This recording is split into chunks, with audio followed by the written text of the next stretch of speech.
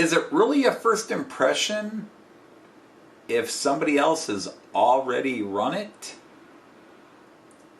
Find out what I'm talking about after the titles.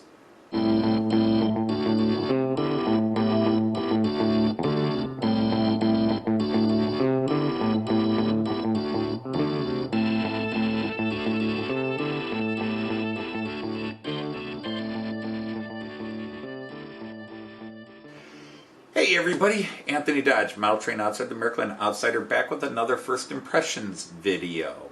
Every now and then I do one of these videos on a model that is used. For example, when I got that Blue Tiger from Dirk at Ohio Steam and Steel, and the Rail Pool Class 186 from Andy at 81E, and then that Prussian PR8 I bought off of eBay much earlier this year.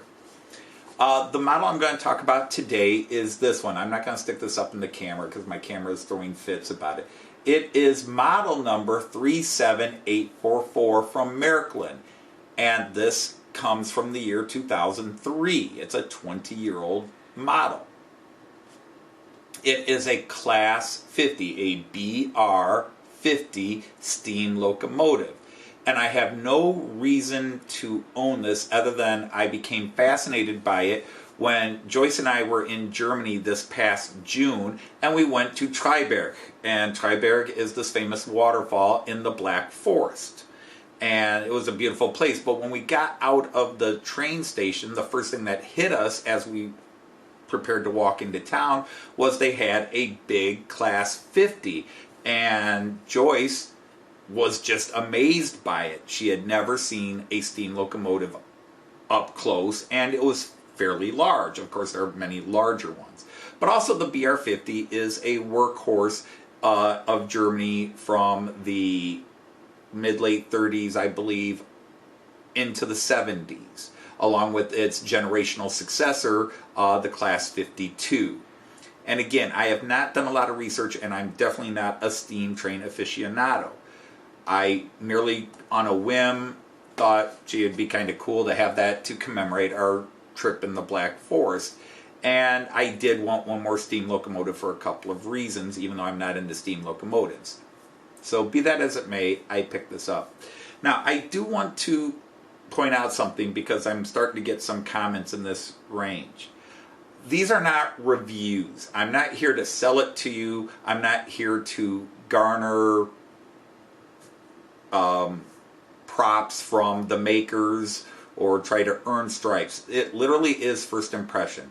This is, I open it and put it on the track, and what you see is my live reaction. These are not edited down other than for content to fit it into a time period. I'm not here trying to sell it. I'm not here trying to convince people to buy it. I'm not working for one of these companies. It is, here's how I am impressed with it. There are plenty of other review channels out there that do full-scale reviews. I just give you some basic information, and then I go from there. It's all I'm trying to do with this is really just my first reaction, because instead of just doing an unboxing, I thought it would be a little more to it than that. So for those who want more detail or don't think I'm doing it or whatever, you know, I'm not giving it an adequate review or fair run-in. I'm not here because only time will tell you whether a model is a good model. That's why out of the box, if it's bad out of the box, you're either going to have to fix something or it's not a good model. And if it runs well out of the box, well, only 6 months, a year down the road, 2 years, 3 years down the road is going to tell you whether it truly is a quality model. This one has been basically run in, although I've run it in a bit today with my grandson. And so I'm going to put it up on the track and talk about it, and then I will give it the up the ramp test and see how it handles things. Okay? So, see you after all of that. Here it is out of the box. Again, I picked this up on eBay. It's a Christmas present, I guess. I got a gift certificate, an eBay gift certificate, and decided to spend it on this, and it was delivered very quickly. I was very pleased with that. It is a BR50. This is model number 37844, which was released in both 2003, 2004. And it came in at 505 grams. So fairly weighty steam locomotive. Not by far the heaviest, but definitely a good weight. So it should be able to pull some freight. And this thing is used primarily as freight, but also pulled passenger service. And it's just one more to go with some of the cars I got from Horst in Bamberg. Anyhow, this model only has an 8-pin decoder and really only comes with lights. That is the only function it has. No sound functions. However, it is equipped to take a steam unit. It doesn't come with it, but you can add it.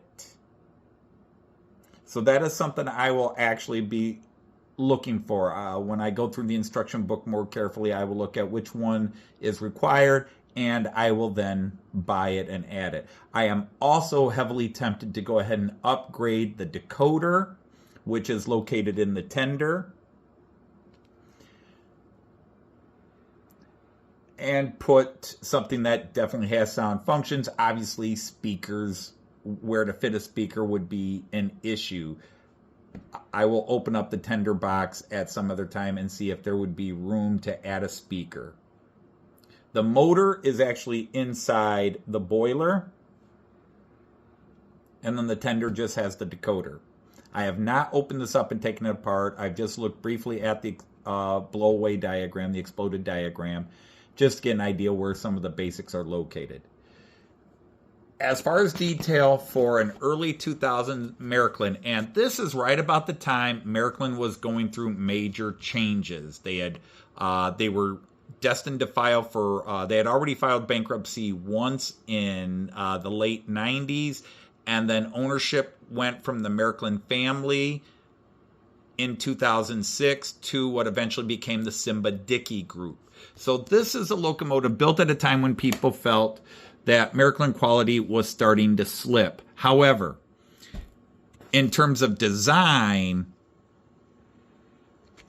there's nothing here. This is a very pretty locomotive. I have a little speck of tree grass I've picked up on it here, but the detailing, the printing on the model is very sharp, and I just love these contrasting black and red frames. The top, the boiler and such in black, and then the undercarriage in including the wheels in red. My Christmas loco has this coloring, and I do like it. If you look at the coal for a mass production model, that's actually quite nice. You know, I know a lot of guys rate on that, but you know, I don't feel the need to have to make that look more realistic. I'm sure some people do, but that's actually a very nice looking coal bed in the tender there. It is a 210 with 6 axles. I'm sorry, with 4 axles on the tender. It has 5 powered axles and 4 traction tires. But overall, just a very sharp locomotive. It is not by far the fanciest steamer. This was a workhorse. And as you can see, it has the steam deflector plates as well. So, a sharp loco, basic. This is a basic digital. And it had already had its address preset, so I was able to load it straight in. Now, I did have to load it manually, but even that was simply, I had to tell my Central Station 3, find it, and it found it. as opposed to newer locomotives, MFX and MFX Plus locomotives. All I have to do is put them on the track, and the Central Station 3 will find them automatically. Technically, you don't need a programming track anymore. However, you still want one for older models like this that have older decoders, where you still kind of have to, even manually, I say enter it manually. I didn't. I just had to tell my Central Station 3, hey, there's a new decoder, which is press one button, and oh yeah, here it is, and then tell it to read the decoder, and it was installed. Already set to address 50, which makes sense since it's a BR50. So it has been run in. I've run it in a bit more. So I'm just going to give it a quick little run up the incline just to see how it handles. I don't know how often this would ever be on the main loops, but we'll give it a shot here and see how it does.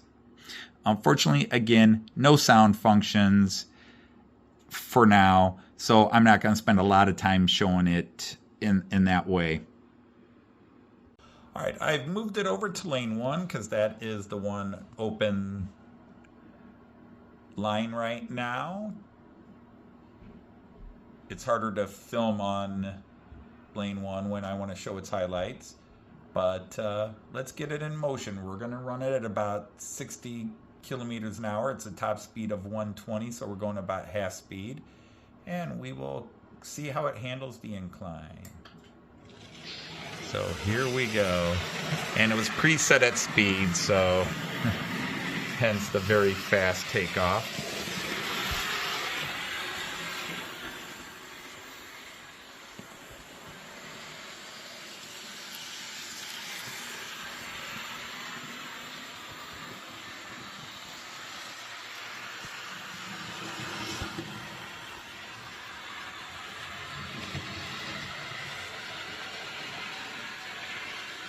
Now this did not get the usual 30 minutes run in, about 15 minutes each way instead of the usual 30.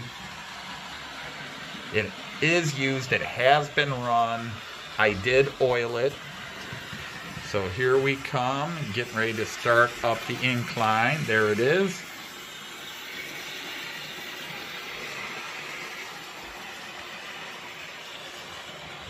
And no real hesitation as we saw.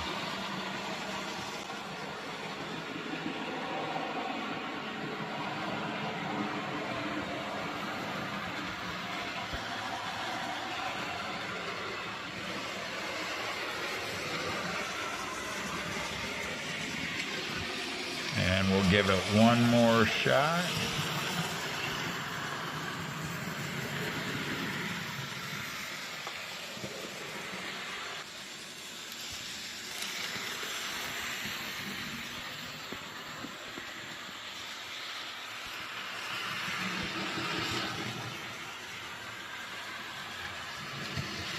And we're going to increase its speed just a little bit,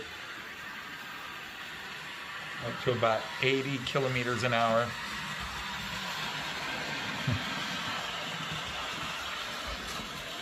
And give it one more run up the incline here.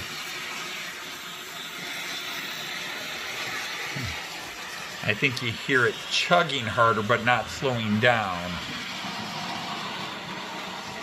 And again, I think those traction tires are the original.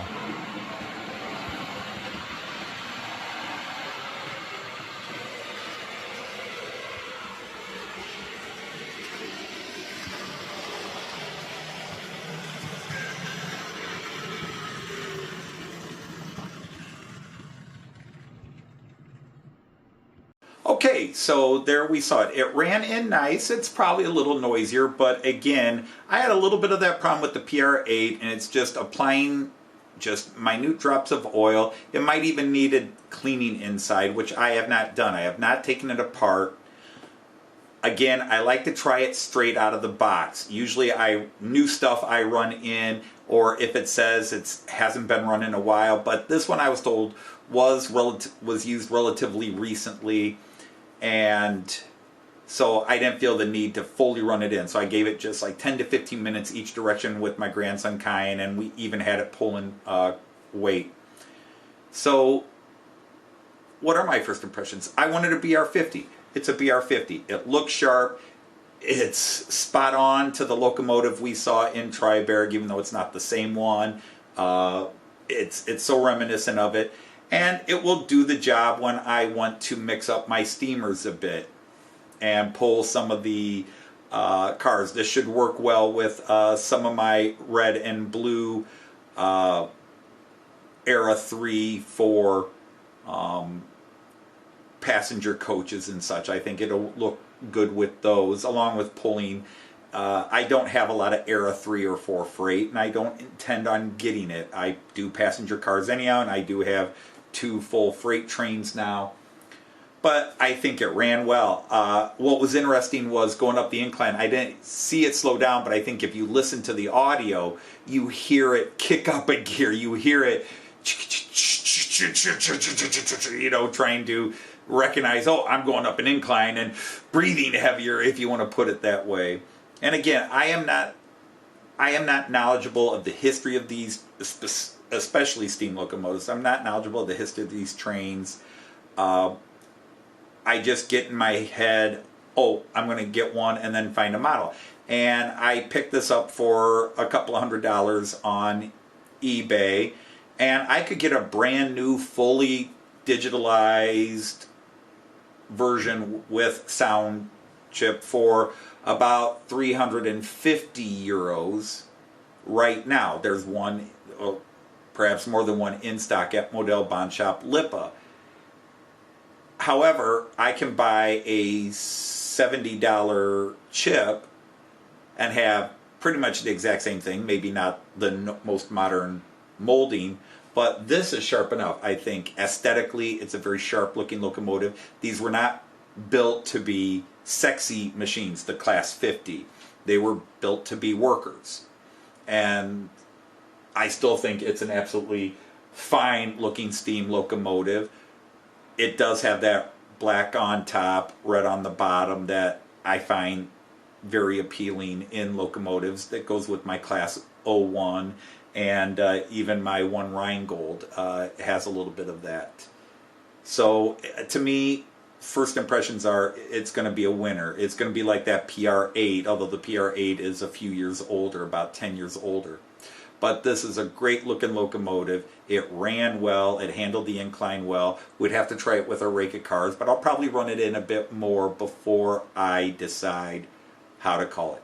So I'm going to hope you enjoy looking at it, and we're going to call it another nice investment. Great for the price. And it was a nice secondary pickup, Christmas present. So, until the next time, which will be very soon. I've got another loco coming in next week. I'm going to say, Auf Wiedersehen, choose happy trains, leave you with some running shots of this hauling some cars, and I will say, take care, everybody. See you next time.